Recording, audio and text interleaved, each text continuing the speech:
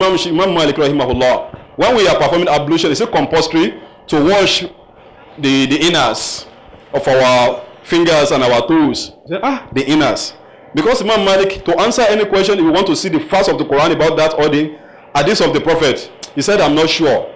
Then one of his students, Abdullah ibn Wahab, he went to him privately, said, yeah, Imam, akramakumullah, we heard that hadith from so and so, who said he narrated it from so and so, from the Prophet, that when you are performing ablution, then فَخَلِّلْ بَيْنَ الْأَصَابِ. Imam Malik said, please repeat it. He repeated, he said, I never heard this hadith, but it's authentic because of this chain of narration. He said the next time he asked Imam Malik was being asked this question, he said, yes, you have to work the inners. And he quoted the hadith the students told him. That is humility. That's humility. So ostentation today, that's what's with scholars. Oh, bigoted partisanship, factionalism, Atik Pirawa, they are promoting a particular order which is not supposed to be in Islam. This one says Jatijaniya, Qadiriya, Tati. Only this Jatiya. Where did the Prophet belong? Where did he belong? Even some people are making Salafiyya a kind of an exclusive club. They say no, Salafiyya was in one. We have to be very careful. So scholars will not be doing this. So they don't promote bigoted partisanship and factionalism. So conservativeness, this is what we also notice among our scholars. They are so conservative. If it is in good way, then good and fine. To preserve the heritage. But look, for example, it's timing for Salah. Many of us observe Salah at 4 o'clock. 2, 4. Which is wrong. Which is wrong. 7. And at this time you can observe Maghrib at 7. But 4. No. 7:30. That one is wrong. So we should not be conservative about this. Time changes. And Allah says, "Inna salata kanat ala al-mu'minina kitaban mawquta." My time is up, but I would like to use some few minutes, please. Okay. So the timing for Salah, for example, so conservative, you don't want to change it. Like Subuhi prayer now. When do you observe your Subuhi prayer? Some people have fixed it. Don't observe your Subuhi prayer this time before 6. And it's even supposed to be something like past 6. If you use the scientific method, the modern timing device that we use for Fajr prayer especially, you should always add 20 minutes to it before you start observing Subuhi prayer, please. That's the recent research from the scholars, because it's not accurate.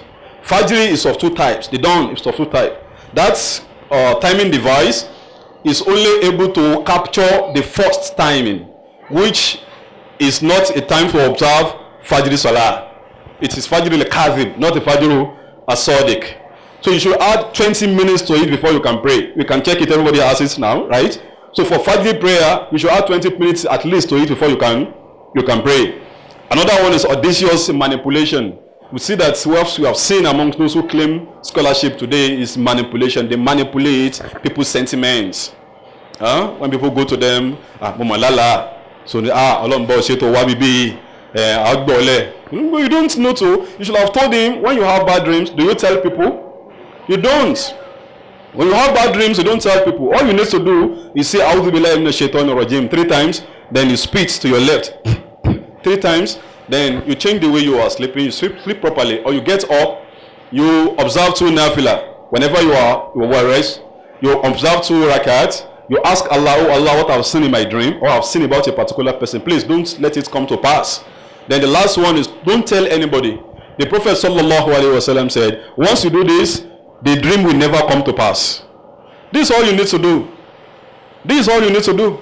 But you now go to Afag, Allah Mbeshi. The case of Imam, that mama lala, you allow one from Lunjalu, money say, just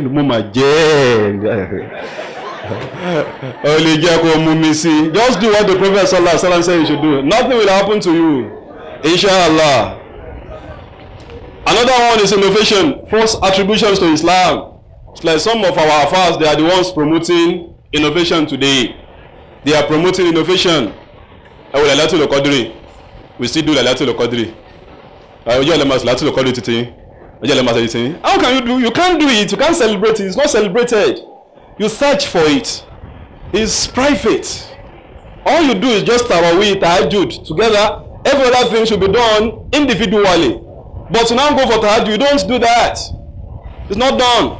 Maulid, ọ̀pọ̀lọpọ̀ àfáà náà ń ṣe, táwọn companion ń ṣe. So, barakallahu fikum. So Maulid and celebrate Nabi sallallahu alaihi wasallam, you don't do it. You don't do it. And many scholars are promoting, I'm scholar core. So many of us are promoting that. So look at when people go to Hajj. What I've discovered is our Hajj is a kind of jamboree and excursion. Some people want to live Maluni, want to say Hajj. Want to live Mecca at Medina. When you go to Hajj at Arafah, I saw many things last year. Hajj, Subhanallah. You see people, you now ask people, the Afars, they ask people to gather. They are doing everything for them. This is not how to do Arafah. This is not how to do Alaji kini $50, Alaja kini $20, Alaga at Arafah.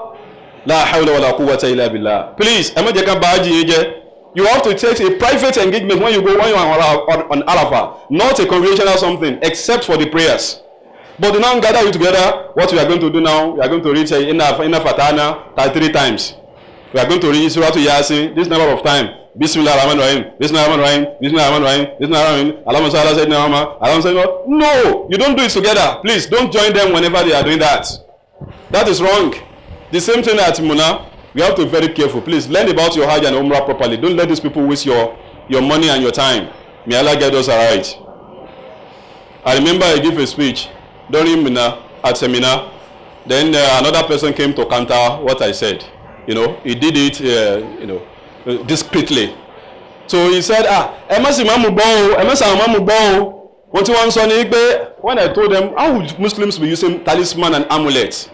Into lẹ́nu tí ò ní kíní tí ó tó bá jẹ́ kó tó fi kọ́lé tó bá jábọ̀ wọn ló tó fi kọ́bẹ̀ padà ta ni ń sọ̀rọ̀ àwọn ènìyàn méjèèjì níbi wọn ló ń sọ wọn ò máa ó rí wọn ló máa. I said this is not good, shirk. Then that person said, look at Haram. At Haram you have the Imams being protected by the security guards are there. If you don't have any money to rent someone to be protecting you, if you have charm that can protect you, go for it. Money hey, nǹkan dé nímìnà. That's what the person said. That's what he said. So and if I mention their names, you'll be surprised. If one of them said there is a particular dua, if you do it, but I know many of you will not be able to do it. So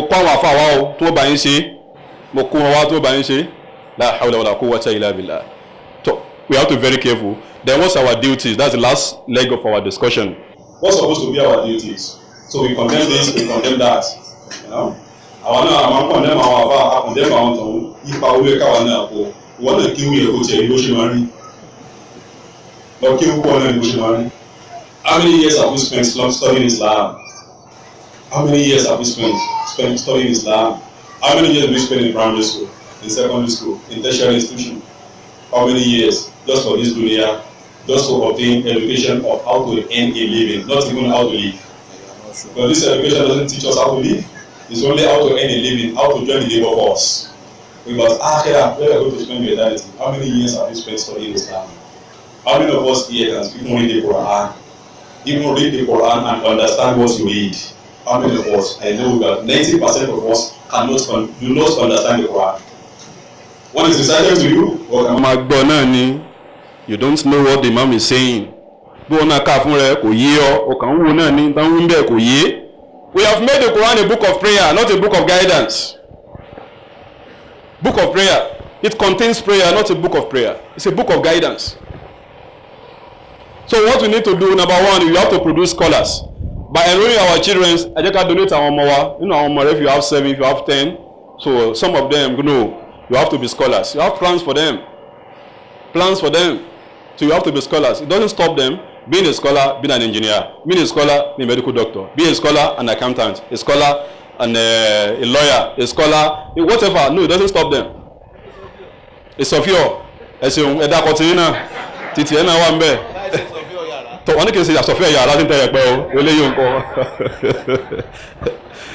it doesn't stop them. We are underutilizing this brain. That was observed among the Muslims. We should not live our lives like the Christians. àwọn Christian ò ní nǹkan kan míì lẹ́yìn ilé ìtàn gbé wá fún àwọn amúnisìn but we second múlá ká ìwà náà sìn ni we are underutilizing the brain.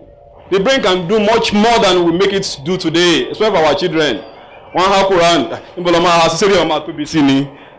it doesn't stop you memorize Quran. I remember when I left secondary school, I spent 5 years in Islam, studying Islam for Islamic education, and I got admission to study math education in university. I spent a few years when I was not fulfilled. I dropped it and I started law. It doesn't stop, I don't think. It doesn't stop anything. So we are underutilizing the brain. We can still do much more than we are doing. Please. So our children, let us work on them. What's your plan for them? Let us have in the mind, no, I'm going to have some of my children who are going to memorize the whole of the Quran. So that is how our plan should be. And the second one is supporting existing Islamic educational institutions.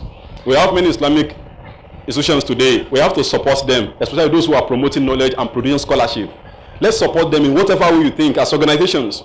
We can visit those schools and try to donate things for them, encourage them, showcase them, to let people see them as examples to follow. Another one, we support righteous and moderate Islamic scholars. Those that we can say they are scholars. I even wanted to ask, how many of us here are scholars? Qualities of a scholar. How many of us here are scholars? We have a short supply of scholars in the society. And when you are silo pọ̀ láwùjọ àtàwọn àfẹ́ inú mímọ̀ kéré inú wà silo pọ̀. A preacher is different from a scholar. A scholar may not even be a preacher. It doesn't mean that he will not be preaching. So, but there are certain things to look. This is a scholar. We have very few people we can refer to as scholars in the society. We have clerics, we have affairs, we have preachers, we have religious teachers and leaders. But scholars, we have short supply of scholars. We need to do something about this. So those righteous and moderate Islamic scholars, please, whenever we are able to identify them, we should support them. We should promote them. Their mistakes, when we notice, because nobody is perfect, please go to them privately and tell them, this thing is not a mistake. Please, we want you to put your truth. So he may accept to be a mistake, and it was a mistake. It's going to correct our impression. We have to support them and be praying for them. Promote reading culture among Muslims. Muslims, we don't read. We don't read. A nation that leads is a nation that reads. We Muslims, we don't read. And we are the Ummah of Ikra. Some of us, since we left school, we have never read the book complete from the beginning to the end. Even translation from the beginning to the end. How many of us have ever read the Quran from the beginning to the end? I mean the translation. So we don't read. We don't read. We have to read, please. People are writing and we should be reading. Then another of our role is that we have to appoint Imams based on Islamic criteria, please. Another one is we have to continue Islamic education. Nobody is too old to learn. Try to learn more. Can you read Quran? I cannot read it. Okay, go and learn how to read the Arabic Quran, not the transliteration. If you can read Arabic Quran, can you read with Tajweed? If you cannot, then go and find someone who will teach you Tajweed. Pay for it to encourage the person that is teaching you. The time is going to spend, let him see value in it. Pay for it. Then look at other aspects of Islam. What do you say in your salah? Many of us don't know the meaning of Attahiyatu Lillah, Az-Zakiyatu Lillah, Tayyibatu Salawatu Lillah. Akanki láti jọ iná ni. Ṣé irun nìyẹn? Irun nìyẹn. Irun tó máa kó máa tó wí, ó máa bó bú Ọlọ́run ní bó yin Ọlọ́run ní irun nìyẹn. We have to know everything we say in our salah, especially the shortest surahs we have in the Quran. We have to know the meanings. Subhana Rabbiyal Azim, Subhana Rabbiyal A'la. We have to know this. When we go to bed, what to recite, we have to know the meanings. So let us continue with our Islamic education. And if you know that you don't have the time at all, please look for a Jumat mosque from which you can learn. The khutbah is an avenue for you to learn, to increase your Islamic knowledge. The khutbah, look at Imam that you can enjoy his khutbah, you can learn from him. Within that 30 minutes or 1 hour or thereabouts, you should be able to learn something for the whole week. You come back the next week to learn more. That is why you are not allowed when khutbah is going on to talk. If someone says Assalamu alaikum, you don't need to respond. When khutbah is going on, you don't talk. Then we have to try to create synergy among Muslim schools and madaris. So we should have comprehensive and uniform curriculum. Most of our madaris, no uniform curriculum. They may not even have curriculum at all. And most of our Muslim schools, Islamic schools today, they just pick any book, you know. We are not doing this thing uniformly. So you have to come together, association of Muslim schools, Islamic schools. We have to set a goal that we are working towards. That will make our efforts blessed and fruitful and progressive. Then let's celebrate Islamic scholarship and academic excellence. There are many ways of doing that. Let us facilitate job opportunities and empowerment opportunities for our madrasa leavers and scholars.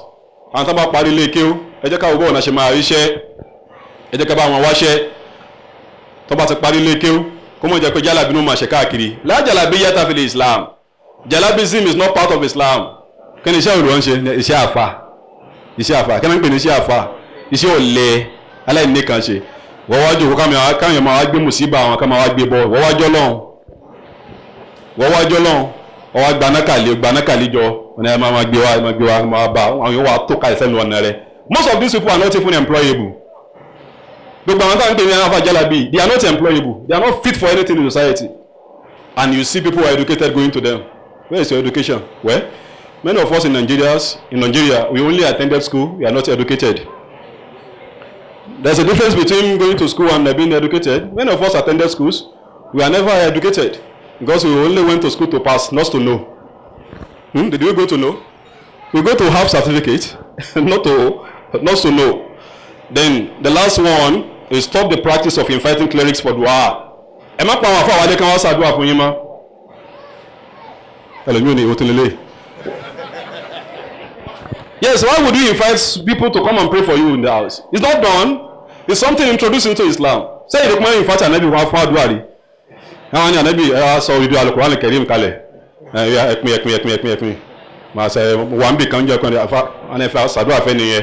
Wọ́n wá pín odidi Al-Qur'an Al-Karim.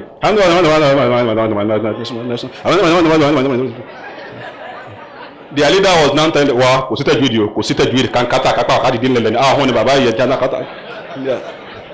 Subhanallah. Iṣẹ́ tí o bá Islam mú tẹ́lẹ̀ ẹ tó ń ṣe jàmbá fúnra yín. Ó ní kò sí tẹ̀jú kan tẹ́ kàkẹ́ dín lẹ́lẹ́ ni. Wọ́n tún wá fi Dalailul Khairat is there. You don't ever read Dalailul Khairat. Ẹ máa wọn ká Dalilu o. Ẹ wo tún máa wọn nǹkan tó wà ń Dalilu. Ẹ máa wọn míì tó fáyín. Ẹ máa rí aburú mi níbẹ̀. Ẹ máa ká bá wọn ká Dalilu. Ànábì ò mọ̀ tán pé Dalailul Khairat. How would you worship Allah with something the prophet with whom the religion was sent didn't know? How would you worship Allah with what he did not know? What I'm saying is, you don't need to invite some affairs to your house, for anything. No. When you invite them to hold academic discourse. Come please, fasting about Hajj. So invite them for this. If you pay for them, there is no problem. No problem. I'm good. I'm fine. If you pay them for it, but to come and recite the Quran. Do you know what Sheikh Bakr ibn Abu Zayd said? He said, when you invite some people to come and recite Quran for you, you that invite them, you don't have reward. The people who are invited don't have reward. You don't have reward because what you are doing is not a practice that is sanctioned in Islam. Those who have come, they don't have reward because they have read to commercialize it, which is not part of Islam. You don't commercialize Quran recitation except if it's except through education. But Quran recitation, àwọn ka Quran, àwọn Quran la fẹ́ sọ kalẹ̀, èmi lè wá gbé kalẹ̀ yìí 10,000. Owó kíni? Ó di Quran la ka la. Ó lè ṣàdúrà fún yàn kó béèrè owó lórí ẹnu Islam. Àbòsílẹ̀ à ń ṣe àwọn tá bá ń ṣe bẹ́ẹ̀. Ká lè fún ẹ tó bá wù ọ́ fún wọn. Àwọn àfáà ló dá ìta bá lè fún lówó. Ká fi support wọn. But for the àfáà to be asking, ó máa ń bú yàn kù ní. Another thing we do when we do any ceremony, we invite afars. It's not written anywhere that if you want to name your child, one afar must pronounce it. Kò síbi tán kọ sí o. Ìwọ tó bí ọmọ yẹn ló sọ orúkọ ọmọ rẹ̀. Kì í ṣe pé wàá fi orúkọ ọmọ pamọ́ ìdíjọ́ keje. Wọ́n ní kí lórúkọ ọmọ kí ìdíjọ́ keje àti ìsọ. Wọ́n wá jẹ́ Tufulu, Abu something, Umu something until the 7th day. When they ask you ẹ̀báríkà ṣẹ̀bí malóni ẹ̀báríkà ọkùnrin abóbìnrin Abdullahi lórúkọ rẹ̀ ẹ̀báríkà lórúkọ rẹ̀ Amina lórúkọ rẹ̀ Mashallah. So on the 7th day on the kí ni mo pè é ìjọ kẹjọ kọ o kò sí ìjọ kẹjọ ní ṣẹ̀ríà o ọjọ́ keje ni o. On the 7th day if you invite people to come and rejoice with you, and scholars are there or clerics are there, what they should do is to emphasize the name that you have already pronounced, to talk about maybe the beauty, the origin, or those who ever used the name in the past, and to admonish people maybe on akeko or other things that may benefit them. A kàn pa àwọn àfáà fi pọ́n wọn lé ní ìwọ àfáà táwọn ní kò wá sọmọ lóko wọn fi pọ́n lé ní kò síbi tán kọ́ sínú Kùránì pé ọlọ́gbọ́dọ̀ sọmọ lóko bàbá fún ma wá ní sàmẹ́ínà ha orúkọ ọmọ náà ó ti ha àrámúlẹ̀ ń jẹ orúkọ ọmọ kan kò gbúrọ̀ ha síbi kankan torí kò wọ́n ní kò sọ tẹ́lẹ̀ àbí kẹ́ máa bó orúkọ ọmọmọdọ̀ ọmọ àlùbáríkà gbogbo wa àfáà tó bá gba owó àlùbáríkà ọmọ yẹn gbọ́dọ̀ lálùbáríkà tí ó bá lálùbáríkà ọ̀daràn o torí kò ti gbowó ẹ̀. So it's a contract. So come and pay for his baraka and you have collected it, the child must be blessed. O ti gbowó ẹ̀ contract nìyẹn. Tó o bá dọ́mọ ọ̀hún ìbálá àlùbáríkà ọ̀daràn wájú Ọlọ́run o. Àlùbáríkà tó bá wá ní wá fún ọmọ. So you have to pray for the child to be blessed, but collecting money for it, no, it's not done. Lẹ́bàá fún olówó ẹ̀ fún olówó. Another thing we do, I'm a come and Quran. Tábà ti ní ìjọ wọn á kakùn wọn ti mọ ibi tá máa ń kà Muhammadu Rasulullah sallallahu alayhi wa sallam alẹ́sìn ní ọmọ kakùn wọn tó bá yẹn sì dákẹ́ sí jòkó subhanallah gbogbo nǹkan báyìí kò bá múnú Islam àti ìbọnú Islam ni. So what we are saying is you don't need to invite scholars for the Quran to come and recite Quran in your house. Do it yourself. Ìwọ ló láti ṣàdúrà fúnra ẹ. Kanto ba lágbára nínú Al-Quran al-Karim. What you can do, identify some righteous people. Mama Lagbaja, kò lè má ṣe tahajjud. Lagbaja, he fasts every Monday and Thursday. Tell him, please, I'm having some challenges. Please, when you are fasting, when you break your fast, please remember me in your dua. When you are doing your tahajjud, please remember me. You can call a scholar. Assalamu alaikum. Please, Ejo, I'm having some challenges. Ejo, maram ti mi nu adua. That's a scholar. But the scholar will not say, Kimana ti nu adua. Waju kale. Nothing goes for nothing. You will suffer, man. Scholars will connect you with Allah. They will not connect you with themselves. Àwọn àfáà wọ́n máa so ipa pọ̀ mọ́lọ́ ni wọ́n máa kọ́ yín bẹ́ẹ̀ ti ṣe wọ́n ní sọ pé àwọn máa bá yín ṣe. Àwọn àlùfáà náà máa sọ pé àbá yín ṣe àwọn àbá yín ṣàdúrà kan àpẹran ẹran àgbò it must be black, it must be white. Àwọn àlùfáà ní wọ́n yín sàfà. Àfáà true scholars they will connect you to Allah. They will tell you what to do and how to do what to do. But those who are not, they will connect you to themselves. Ẹ máa wá kódà àwọn tó máa lo àwọ́rù kẹ́ lè máa wá torí pé wòye sáà fọ́ Ọlọ́run àfẹ́sùn ni wọ́n tó fìdáwó prayer wẹ́ gbogbo alamọ̀ pé fìdáwó sí inú ẹ̀sìn àbí gbogbo alamọ̀ pé kò sí fìdáwó inú ẹ̀sìn àbí àdúrà ọjọ́ kẹta àdúrà ọjọ́ keje òkú ẹgbẹ́ òkú ọlọ́fọ̀ọ́rọ̀ òkú ó di 40 days bàbá rẹ̀ òkú lónìí àti ìyá rẹ̀ ó ti 1 year anniversary. You don't celebrate birthday or death day of anyone in Islam. You don't celebrate death day or birthday of anyone in Islam. And so that is where we are going to stop. May Allah subhanahu wa ta'ala increase us in knowledge. So please, let's take note of all the points we have raised today. May Allah subhanahu wa ta'ala forgive our mistakes. May Allah make us better Muslims. Amen. May Allah forgive our shortcomings. Amen. May Allah increase us in knowledge and guidance. Amen. May Allah be pleased with us. May He admit us in Jannah. May He safeguard us from the punishment of hellfire. ربنا آتنا في الدنيا حسنة وفي الآخرة حسنة وقنا عذاب النار سبحانك اللهم ربنا بحمدك أشهد أن لا إله إلا أنت أستغفرك وأتوب إليك والسلام عليكم ورحمة الله. وعليكم السلام ورحمة الله وبركاته. أبا سوف جزاكم الله خيرا.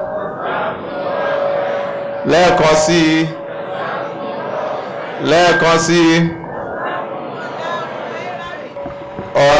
gbogbo nǹkan tí a kọ́ lè ní kọ́lọ̀ ń jẹ́ kó ṣe wá láǹfààní kọ́lọ̀ ń jẹ́ ká lè mú lò because the last part I deliberately left him because there are things that are very important to us and we need to take them very serious. These are things that we do. People that do all these things knows themselves, and now you've had whatever you have had now. May Allah make it an evidence for us, not against us. If we fail to practice it, it's going to be an evidence against us.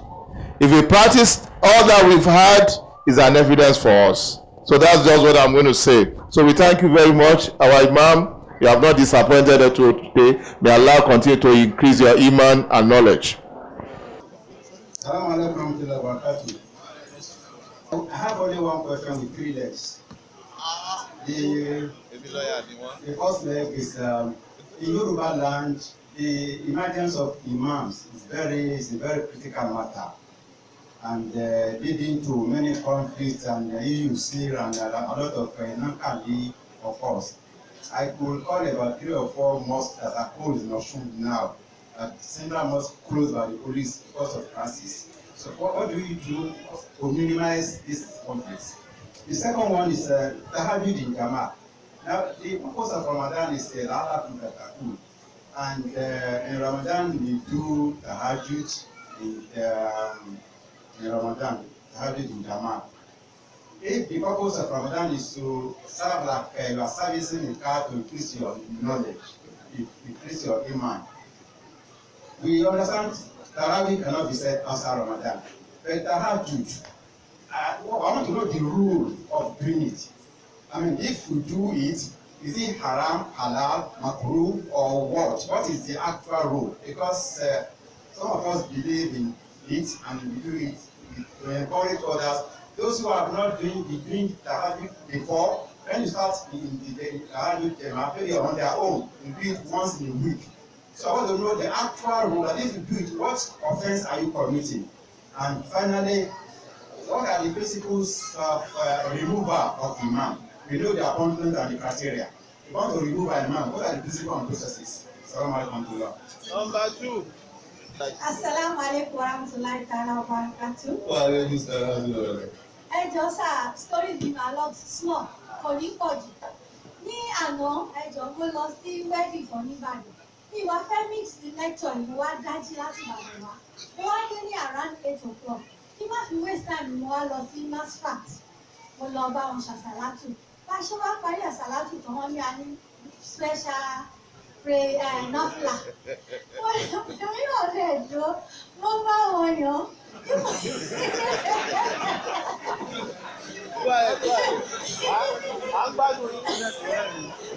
Around time tí ìmáàmù sọ yẹn náà lánàá, around 10 to 11, around 11 la parí ẹ̀. Gbogbo nǹkan tá a fi lọ nọ́fìlà yẹn mẹ́rin lánàá. Fún fáyà kúrò mẹ́jẹ̀ẹ̀jọ, òun là ń ké lórí nọ́fìlà kọ̀ọ̀kan. Tá a bá parí ẹ̀ àṣẹ àmín. Ìgbà tí a parí nọ́fìlà yẹn ní orí ìrùkù lásìkò, akọ́ka náà fún fáyà kúrò mẹ́jẹ̀ẹ̀jọ the same thing, àṣẹ àmín. Ìgbà tó sálámù náà, wọ́n ṣe kún fáyà kúrò mẹ́jẹ̀ẹ̀jọ, àṣẹ àmín. Ìgbà tí mo wá bọ́ sí ìmáàmù sọ́ọ̀sì, mo wá ní bóyá kí n sọ síta lẹ́sà tí ò bá wà fún láì fi má jọ ìwé ẹ̀mọ́. Number 3. Number 3, obìnrin náà lóbìnrin. Number 3. Salam alaikum. Wa alaikum salam. I just want the leaders to help us. This kind of lectures must be done in that office so that we can go back to read what the lecturer has said, so as to refreshing our brain over what we heard from the lecturer. Inshallah, everybody will get this via mail. Salam alaikum. Wa alaikum salam. I want to ask you a question. When the Imam was doing regarding the qualities of the Imam, or the duties of an Imam, doesn't say the one character of the Imam. Imam will do there. If I was saying that, I don't think the Imam. What is the qualification of the character of the Imam? I don't was important. All of them were interviewed. Okay, don't answer, sir. Yes, sir. Okay. Salam alaikum warahmatullahi wabarakatuh. Jazakumullah khairan for a school that we have attended today. Sincerely, all the things you have said here today, quite pertinent.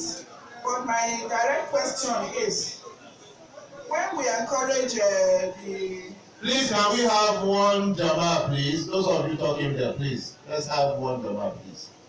We encourage the men to go to the mosque, and when you find out that the imam of a mosque is not aligned with all the qualities you have mentioned, what happens?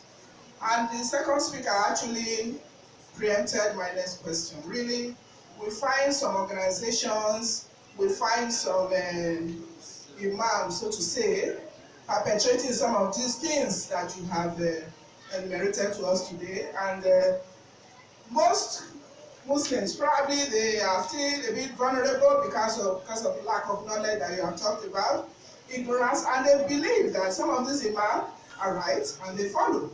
So Imam, sir, my question is, as a prominent one in Lagos and occupying a good position in Lekki, what are we doing to ensure that some of these Imams are well grounded? Okay. The next one, the next question. The first question, Imam, is this. I listened to all the roles of Imam, but I didn't hear anything about Imam intervening in social space. What I mean by this is, our Imams in Islam, they come up when a mosque is demolished. They come up when a hijab is banned. But when issues affect humanity and the country as a whole, they are silent. Is it not one of their roles? The second question is this. You are a privileged Imam. You won't pray for your Kausara, your Kiri after you. But what do you say about the situation of an Imam in Mushi? You expect him to be in the mosque for Zuhr, for Asri, for Maghrib and Isha, and it's not on any form of remuneration. Are we not treating symptoms rather than the cause? The last but not the least is this. With all these qualifications, what is the role of wisdom, even for an Imam leading an urban area like Lekki Muslim community that you lead? What role is wisdom for an Imam? Someone else to that. Okay, bro, Azan after. My question Okay, don't worry. on the criteria that you mentioned for choosing the Imam.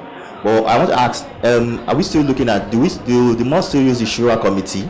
And if they do, who are those that are supposed to be nominated for part of the Shura committee? Then another thing is that in some mosque, I have a mosque within my area. The chief Imam there has a 9 to 5 job. So he's not mostly around from the Zuhr, Asri and Maghrib. Sometimes maybe Isha. And then sometimes it's only the Jumat that is around for.